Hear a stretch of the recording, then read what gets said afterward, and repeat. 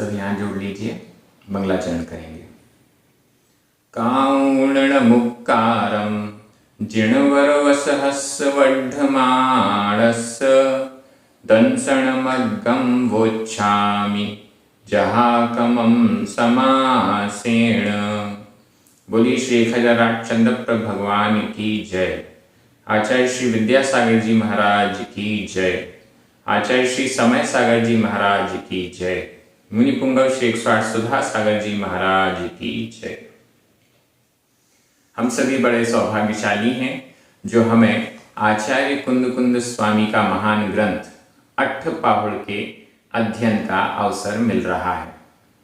पहला पाहुड़ दर्शन प्राभृत दंसन पाहुड़ चल रहा है और इसमें बहुत सरल और अच्छी अच्छी गाथाएं हमारे सामने आ रही हैं। आज हम एक बहुत ही अधिक महत्वपूर्ण गाथा का अध्ययन करेंगे। प्रतिदिन वैसे तो 2 गाथाओं का अध्ययन होता है, लेकिन आज गाथा क्रमांक 14 इस एक ही गाथा का अध्ययन हम कर रहे हैं। गाथा महत्वपूर्ण इस दृष्टि से है क्योंकि दर्शन की परिभाषा इस गाथा से हमें प्राप्त हो रही है। आचार्य कुंद कुंद स्वामी दर्शन पाहुड़ में दर्शन की जो चर्चा कर रहे हैं, तो वह दर्शन क्या है इस गाथा में परिभाषित किया जा रहा है। प्रारंभ करते हैं गाथा क्रमांक 14। उच्चारण। दुविहम दुविहम पी गंथ चायम गंथ चायम तीसु तीसु वि जोएसु जोएसु संजमो संजमो ठादी ठादी णाणम्मि अधम पुरम णाणम्मि करण शुद्धे शुद्धे करण शुद्धे उद्भसणे उद्भसणे आधा भ उद्भसणे दंसनम दंसनम होई होई। दुविहंपि गंथ चायम दुविहंपि गंथ चायम तीसु विजोएसु संजमो ठादी तीसु विजोएसु संजमो ठादी णाणम्मीकरण शुद्धे णाणम्मीकरण शुद्धे उद्भसणे दंसनम होई उद्भसणे दंसनम होई। बड़ी अच्छी गाथा है। दंसनम होई अंतिम शब्द। दंसनम दर्शन, होई होता है। दंसनम दर्शन, होई होता है। होई वर्तमान काल अन्य पुरुष एक वचन का क्रिया रूप है। दंसनम दर्शन होता है। क्या होता है दर्शन? अब एक एक कर कर पूरी विशेषताएं बताई जा रही हैं। आचार्य कुंद कुंद स्वामी किसको दर्शन कह रहे हैं? हमें याद रखना है, मात्र सम्यक दर्शन को दर्शन नहीं कह रहे। देखिए, सम्यक दर्शन तो जरूरी है, दर्शन में सम्यक दर्शन तो जरूरी है, लेकिन उसके साथ में और क्या चाहिए, यह बात हमको इस गाथा से मिल रही है। फिर से बोल देता हूं, दर्शन शब्द से सम्यक दर्शन तो बेहद जरूरी है। सम्यक दर्शन के बिना कोई भी बात आगे नहीं बढ़ेगी। दर्शन के साथ सम्यक दर्शन तो जरूरी है, लेकिन और क्या क्या जरूरी है, यह हमें इस गाथा से मिल रहा है। शुरुआत हो रही है दुविहम पी गंथ चायम। दुविहम दुविहम दु दो, विह प्रकार, 2 प्रकार के, पी भी 2 प्रकार के भी, गंथ चायम गंथ गंथ ग्रंथ, चायम त्याग, 2 प्रकार के ग्रंथ का त्याग। ग्रंथ का मतलब हो गया परिग्रह। यहां पर ग्रंथ का अर्थ हुआ परिग्रह। परिग्रह 2 प्रकार का होता है। अंतरंग परिग्रह और बहिरंग परिग्रह। अंतरंग परिग्रह 14 प्रकार का होता है और बहिरंग परिग्रह 10 प्रकार का होता है। बहिरंग परिग्रह का तो 10 प्रकार के बहिरंग परिग्रह का पूर्ण रूप से त्याग होना चाहिए। दर्शन होई दर्शन होता है, दंसनम होई दर्शन होता है। क्या होता है दर्शन? सबसे पहली कंडीशन हमारे सामने आ रही है, दुविहंपि ग्रंथ चायम, दोनों प्रकार के ग्रंथ यानी परिग्रह का त्याग। यदि परिग्रह का त्याग नहीं है तो फिर दर्शन भी नहीं है। आचार्य कुंद स्वामी क्या कह रहे हैं? यदि परिग्रह का त्याग नहीं है तो दर्शन भी नहीं है। इससे भी स्पष्ट है कि आचार्य कुंद स्वामी सिर्फ सम्यक दर्शन की बात नहीं कर रहे, क्योंकि जब हम अन्य ग्रंथों की बात करें, सिद्धांत ग्रंथों की बात करें, गुणस्थान की बात करें, तो चौथे गुणस्थान का नाम ही है अविरत सम्यक्त्व। अविरत सम्यक दृष्टि का गुणस्थान है वो। और जो अविरत सम्यक दृष्टि है वह सम्यक दृष्टि तो है लेकिन अविरत है, उसने अभी व्रतों को धारण नहीं किया, 5 पापों का त्याग नहीं किया। 5वें नंबर का पाप है परिग्रह। उस परिग्रह का त्याग अभी तक इसने नहीं किया। परिग्रह का त्याग किए बिना भी उसका सम्यक दर्शन है, इसलिए उसे अविरत सम्यक दृष्टि कहा गया है। 5वें गुणस्थान में आ जाइए। 5वें गुणस्थान में भी जो देशव्रती हैं, एलक छुल्लक हैं या आर्यका माता जी हैं, इन सबके भी परिग्रह सीमित है। बाह्य परिग्रह की दृष्टि से हम बात करें तो इन सब में भी बाह्य परिग्रह सीमित है, पूर्ण रूप से त्याग नहीं है। 6वें 7वें गुणस्थान में हम पहुंचते हैं, तब जाकर संयम, पूर्ण संयम, संयत, प्रमत्त संयत और अप्रमत्त संयत, तो ये 6वां 7वां जो गुणस्थान है इसमें पूर्ण संयम, पूर्ण दिगंबरत्व होता है, पूर्ण परिग्रह का त्याग होता है। जो मुनि महाराज हो जाते हैं, महाव्रतों को धारण कर लेते हैं, वे ही पूर्ण रूप से बाह्य परिग्रह का त्याग करते हैं, उनका 6वां 7वां गुणस्थान होता है, ऐसे समझिए। अब हम यहां पर देख रहे हैं कि यदि दर्शन का अर्थ सिर्फ सम्यक दर्शन होता तो दोनों प्रकार के परिग्रह की त्याग की बात यहां पर नहीं होनी चाहिए थी। लेकिन आचार्य कुंद स्वामी कह रहे हैं कि यह जो दर्शन जिसकी मैं चर्चा कर रहा हूं वह सम्यक दर्शन तक सीमित नहीं है। सुनिएगा, जिस दर्शन की बात यहां की जा रही है वह सम्यक दर्शन तक सीमित नहीं है, बल्कि सम्यक दर्शन से शुरू करके कहां तक पहुंच रहा है? दोनों प्रकार के परिग्रह का जो त्याग करता है, दोनों प्रकार के परिग्रह का त्याग। बहिरंग परिग्रह स्पष्ट रूप से दिखाई देता है। 10 प्रकार का बहिरंग परिग्रह है, वह स्पष्ट रूप से दिखाई देता है। धन, धान्य, क्षेत्र, वास्तु, कुप्य, भांड, कुप्य यानी कपड़े, भांड यानी बर्तन, दासी, दास, नौकर चाकर, हिरण्य सुवर्ण, चांदी और सोना, ये 10 प्रकार के बाह्य परिग्रह हैं। वो 10 प्रकार के बाह्य परिग्रह स्पष्ट रूप से सामने दिखाई देते हैं, और जिसके सामने यह 10 परिग्रह दिख रहा है, सामने से ही दिख रहा है, तो वह दर्शन नहीं है, वह दर्शन नहीं है। और जब वह दर्शन नहीं है तो दंसनहीनो न वंदिभ्यो, ऐसा पहले आचार्य कुंद स्वामी कह चुके हैं, दर्शनहीन की वंदना नहीं होनी चाहिए। वह पूजनीय नहीं है, वह आदरणीय हो सकता है, लौकिक गुरु हो सकता है, शिक्षक हो सकता है, आदरणीय है, सम्माननीय है, सब कुछ है, लेकिन वह पूजनीय नहीं है, वह वंदनीय नहीं है। ये बात यहां पर मुख्य है। मैं आपको पढ़ा रहा हूं, परिग्रह से सहित हूं, मैं आपके लिए कदापि पूजनीय नहीं हूं। आदर आप कितना भी कीजिए, लेकिन पूजनीय नहीं हूं।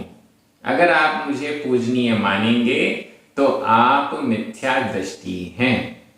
आदरणीय मानने में, किसी का सम्मान करने में, किसी को अच्छा मानने में, प्रशंसा करने में कोई प्रॉब्लम नहीं है, लेकिन पूजनीय धार्मिक दृष्टि से पूजनीय नहीं माना जा सकता, ऐसा हमें समझना चाहिए। हमारे यहाँ सच्चे देव, सच्चे शास्त्र और सच्चे गुरु को परिभाषित किया गया है। सच्चा गुरु कौन है? जो दोनों प्रकार के परिग्रह का त्याग करता है। और भी आगे परिभाषा है। सबसे पहली कंडीशन, दुविहम पी गंथ चायम। गंथ ग्रंथ परिग्रह, चाय त्याग। दुविहम दोनों प्रकार के ग्रंथ यानी परिग्रह का त्याग। बहिरंग परिग्रह 10 प्रकार का है, इसका तो पूर्ण रूप से त्याग होना चाहिए। अंतरंग परिग्रह 14 प्रकार का है, जिसमें सबसे पहला है मिथ्यात्व। मिथ्यात्व का पूर्ण रूप से त्याग होता है। शेष जो 13 प्रकार के परिग्रह हैं, जिसमें हास्य आदि 9 कषाएं आती हैं और वेद भी आता है, निद्रा भी आती है, तो ये टोटल 14 प्रकार के अंतरंग परिग्रह होते हैं। इसमें गुणस्थान के अनुरूप यथा योग्य त्याग होता है, क्योंकि पूर्ण रूप से कषायों का या इनका पूर्ण रूप से त्याग नहीं होता, अव्यक्त रूप से ये विद्यमान रहते ही हैं। इस अपेक्षा से अंतरंग परिग्रह का तो यथा योग्य त्याग, लेकिन बहिरंग परिग्रह का पूर्ण रूप से त्याग, ऐसा हमें समझना चाहिए। और क्या कंडीशन है? तीसु वि जोएसु संजमो ठादी। तीसु तीन, तीसु तीन, तीनों में। किन तीनों में? जोएसु जोय जोग योग, योगों में। तीनों योगों में। 3 योग कौन से हुए? मनोयोग, वचन योग और काय योग। तीनों योगों में, मन, वचन और काय, इन तीनों योगों में, यहां पर भी शब्द आया वी यानी भी। अब आपको व्याकरण की दृष्टि से भी थोड़ा थोड़ा पी और बी, ये दोनों शब्द हमको दिख गए। दुविहम पी और तीसु वी। पी और बी दोनों का अर्थ है भी। यहां पर दूसरा चरण कह रहा है तीसु 3, जोएसु योगों में, वी भी, तीनों भी योगों में, मन, वचन और काय, तीनों भी योगों में। संजमो संयम, ठादी रखता है, स्थित होता है, ठादी होता है, संजमो संयम। तीसु भी जोएसु, तीनों भी योगों में जो संयम को स्थित करता है, रखता है या संयम रूप ठहरता है। ठादी स्थित होता है। ठादी यह वर्तमान काल अन्य पुरुष एक वचन का क्रिया रूप है। संजमो संयम। संयम क्या है? संयम प्राणी संयम और इंद्रिय संयम। प्राणी संयम किसी भी जीव की हिंसा नहीं करना, षटकाय के जीवों की हिंसा नहीं करना। 5 स्थावर और 1 त्रस, ये हुए षटकाय। इन षटकाय के जीवों की हिंसा नहीं करना, यह है प्राणी संयम। दूसरा है इंद्रिय संयम। 5 इंद्रियां और मन, इनको कंट्रोल में रखना, इनको संयमित रखना, इनको विषयों के प्रति भागने नहीं देना, यह हो गया इंद्रिय संयम। तो 2 प्रकार के प्राणी संयम, इंद्रिय संयम, ये कैसे हो? मन में भी हो, वचनों में भी हो और काय यानी शरीर में भी संयम हो। मन में भी असंयम नहीं हो, वचनों में भी असंयम नहीं हो और काय यानी शरीर में भी असंयम नहीं हो। ये दूसरी कंडीशन हुई दर्शन की। सामने वाला संयमित है या नहीं है, ये हमें दिखाई देता है। अगर वो हिंसा कर रहा है, हमें दिखाई देता है।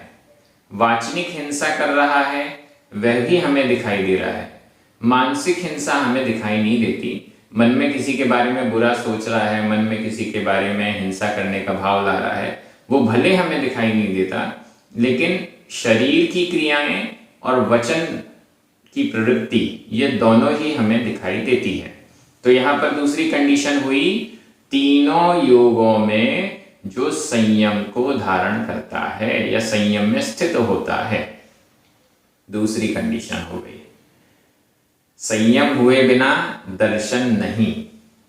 अब यहां हम फिर उसी व्याख्या पर चले जाएं। अगर केवल सम्यक दर्शन की बात होती तो सम्यक दृष्टि तो अविरत भी होता है, असंयमी भी सम्यक दृष्टि होता है। चौथे गुण स्थान वाला देव, नारकी ये संयमी नहीं होते। देव और नारकी नियम से असंयमी ही होते हैं, लेकिन देवों में भी चौथा गुण स्थान पाया जाता है, नारकियों में भी चौथा गुण स्थान पाया जाता है। संयम के बिना भी चौथा गुण स्थान पाया ही जाता है। ये सामान्य सैद्धांतिक ग्रंथों में आराम से हमें पढ़ने को मिलता है। इसका मतलब यहाँ पर जिस दर्शन की बात कर रहे हैं वह दर्शन सम्यक दर्शन से शुरू होकर आगे तक जा रहा है। आगे तीसरा चरण, णाणम्मी करण शुद्धे। तीसरी कंडीशन क्या है? णाणम्मी, णाण यानी ज्ञान, णाणम्मी ज्ञान में, ज्ञान में क्या? करण शुद्धे, करणों की शुद्धि पूर्वक, करणों की शुद्धि पूर्वक ज्ञान में प्रवृत्ति करने वाला हो।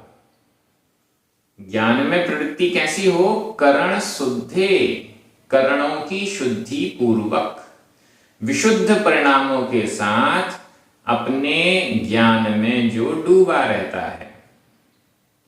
करण का अर्थ यहां पर 3 करण होते हैं। करण 3 होते हैं, कृत, कारित और अनुमोदना।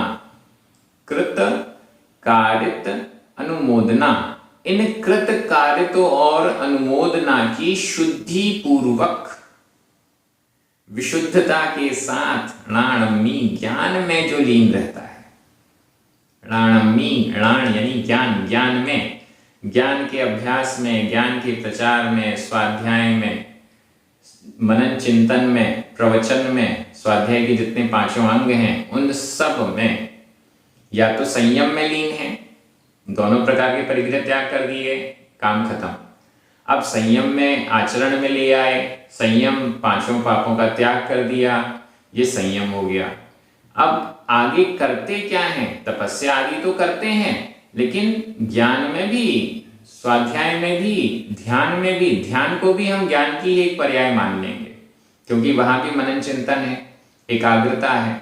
तो णाणम्मी करण शुद्धे, 3 करण कृत, कारित, अनुमोदना से जो ज्ञान शुद्ध रूप से ज्ञान में डूबे हुए हैं।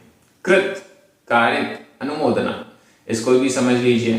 कृत स्वयं करना, कृत स्वयं करना, जो भी कार्य हमारे द्वारा स्वयं किया हुआ है उसे कहते हैं कृत। कृत का सीधा अर्थ हुआ स्वयं किया हुआ।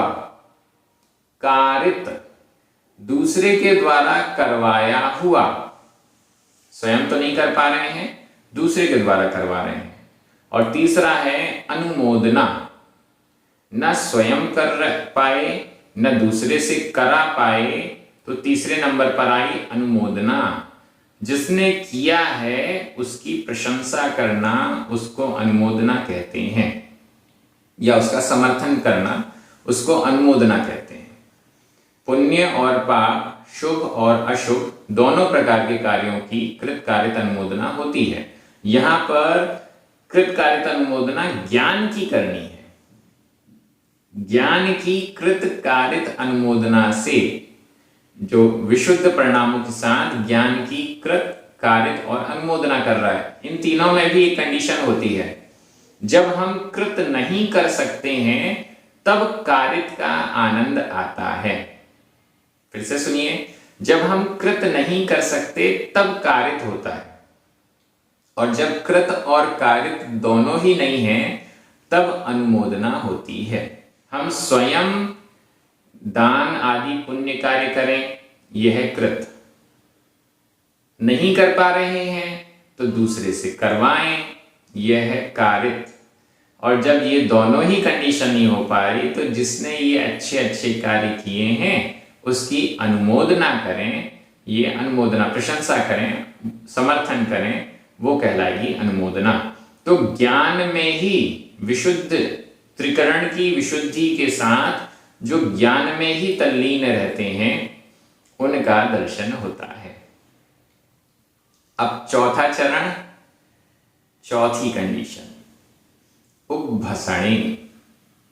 उद्भसणे, इसका अर्थ ध्यान से देखिएगा, संधि विच्छेद कर लेते हैं। उद्भ, उद्भ, भ में छोटा अ, असणे, असणे, छोटा आ, दो छोटे अ मिलकर छोटा आ ही रह गया।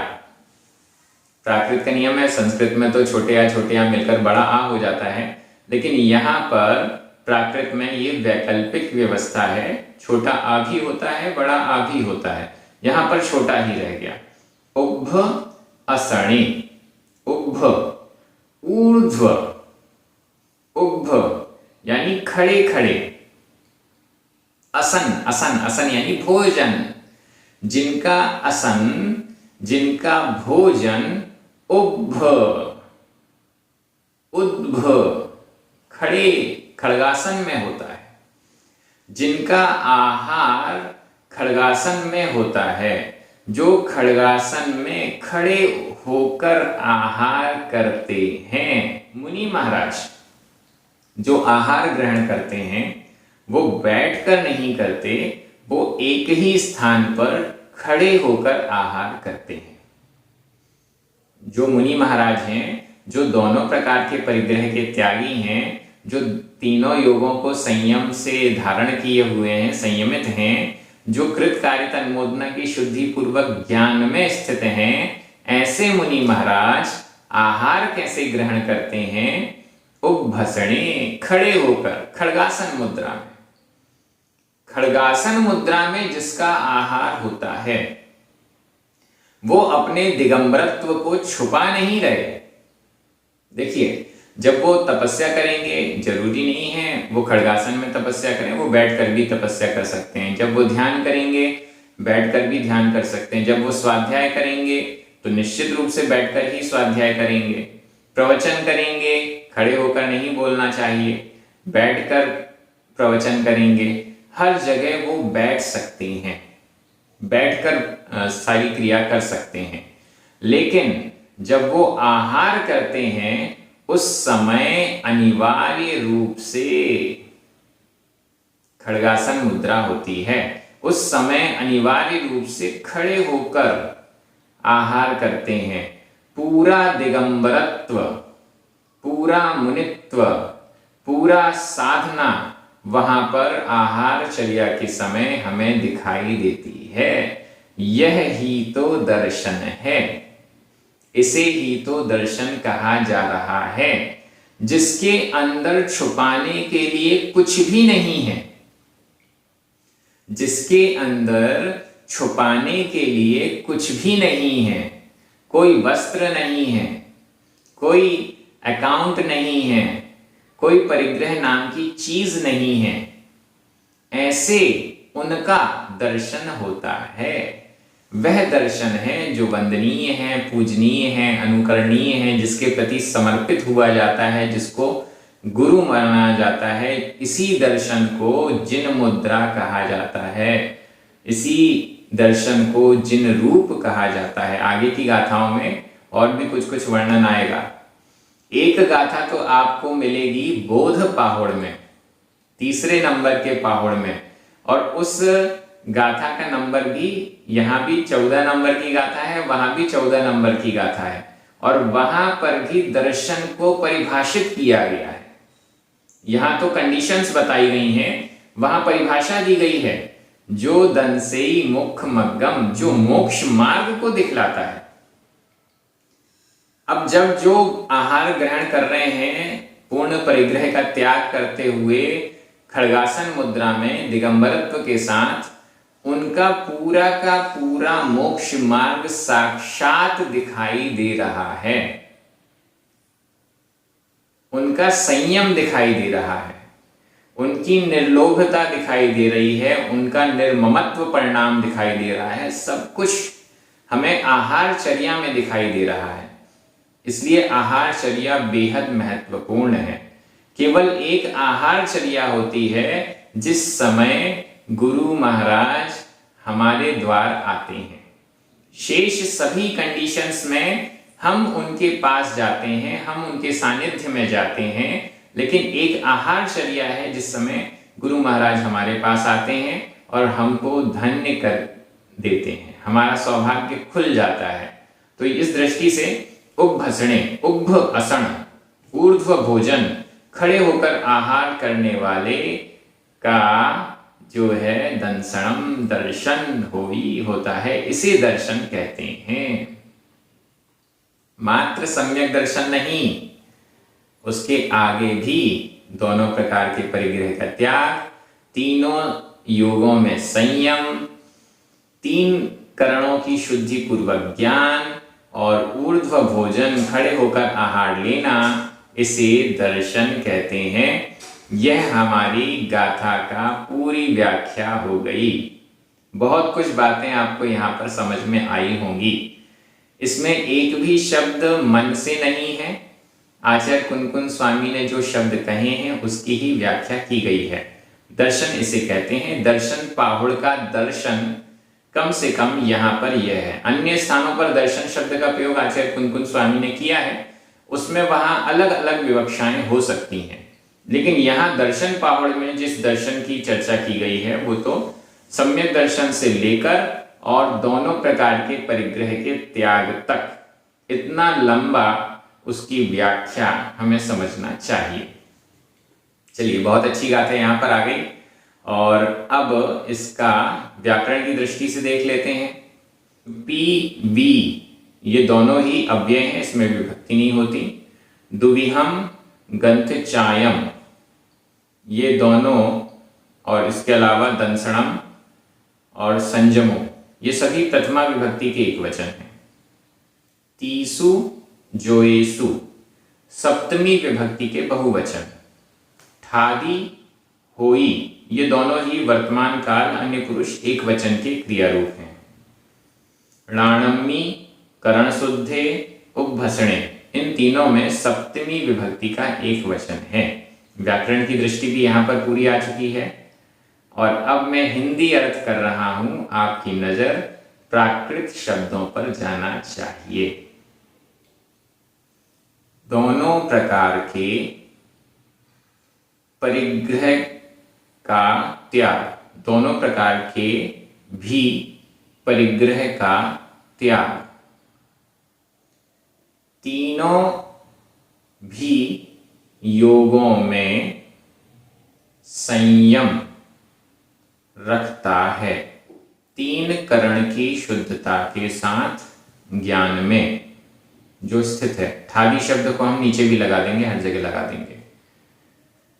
तीन करण की शुद्धता में ज्ञान में जो स्थित है। ऊर्ध्व भोजन में, खड़े होकर आहार लेने में दर्शन होता है। इस प्रकार से इस गाथा की पूरी व्याख्या, अर्थ वगैरह हो गया है। बहुत सारे पॉइंट्स आपको मिले होंगे चिंतन के लिए। निश्चित रूप से आप अपनी कॉपी में नोट कीजिए उनको और उनका चिंतन मनन कीजिए, क्योंकि ये जो आचार्य कुंद स्वामी कह रहे हैं, अन्य आचार्य बहुत कम उन पर प्रकाश डालते हैं। आचार्य कुंद स्वामी का निश्चित रूप से एक अलग ही महत्व है जैन दर्शन की दृष्टि से। हम सभी बड़े सौभाग्यशाली हैं। आप अपने मित्रों को भी स्वाध्याय के लिए प्रेरित कीजिए। ग्रंथ अभी शुरू हुआ है, कठिन तो बिल्कुल भी नहीं है, बड़ा सरल है, समझ में आ भी रहा है। तो सबको हम प्रेरित करें और उन्हें भी स्वाध्याय में लगाएं। जिनवाणी स्तुति कीजिए, 9 बार नमोकार मंत्र पढ़िए। सभी को जय जिनेन्द्र।